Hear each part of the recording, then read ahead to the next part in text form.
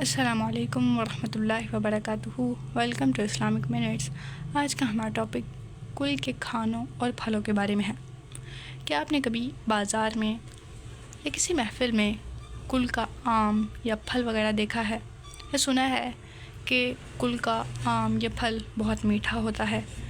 کیا واقعی ایسا کوئی پھل موجود ہے، اور کیا ایسے پھل یا کھانا جائز ہے؟ آج ہم قرآن و حدیث کی روشنی میں اس پر گفتگو کریں گے۔ قل عربی زبان کا لفظ ہے، اس کا مطلب ہے کہہ دو۔ قرآن مجید میں یہ لفظ اکثر آیا ہے، جیسے کہ سورہ اخلاص میں ہے کہہ دیجئے وہ اللہ ایک ہے، اور اسی طرح سورہ فلق میں ارشاد ہوا کہہ دیجئے میں صبح کے رب کی پناہ مانگتا ہوں۔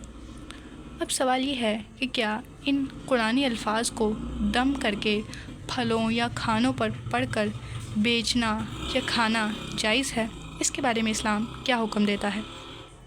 اگر کوئی شخص قرآنی آیت کو کسی کھانے پر دم کرتا ہے، یعنی بطور دعا، برکت یا شفا کی نیت سے، تو اس میں بنیادی طور پر کوئی حرمت نہیں ہے۔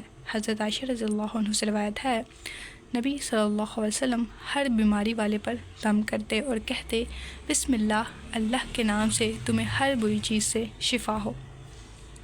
نبی کریم صلی اللہ علیہ وسلم نے ارشاد فرمایا قرآن شفا ہے، اس سے شفا حاصل کرو۔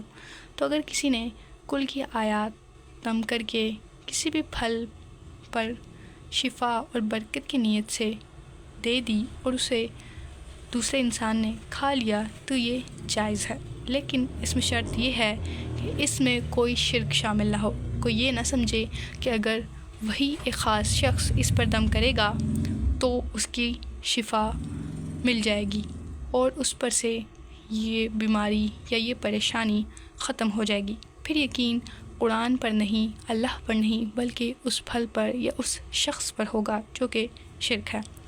قرآنی الفاظ کی بے ادبی نہ ہو۔ عقیدہ یہ نہ ہو کہ یہ پھل خود شفا دیتا ہے، بلکہ اللہ کی کلام کی برکت ہے۔ اگر یہ سمجھا جائے کہ قرآن نے یہ سب کیا ہے، بجائے اس کے کہ اللہ کے حکم سے یہ قرآن ہمارے لیے شفا بنا ہے، اگر یہ نہ کیا جائے تو یہ شرک میں شامل ہوگا۔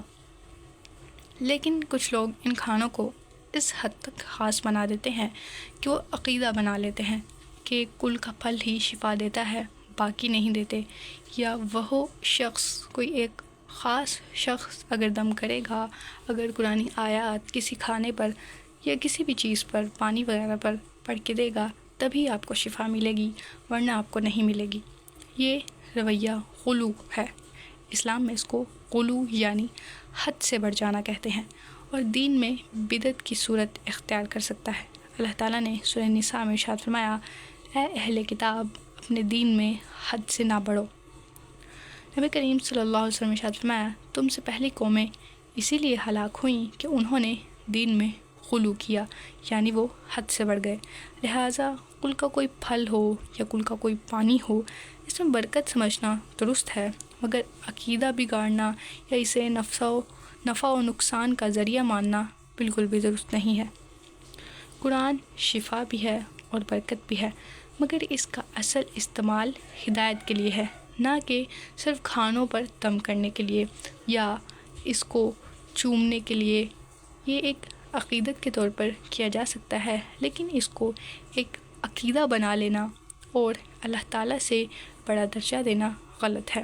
اللہ تعالیٰ نے قرآن مجید میں ارشاد فرمایا ہم قرآن میں سے وہ کچھ نازل کرتے ہیں جو ایمان والوں کے لیے شفا اور رحمت ہے۔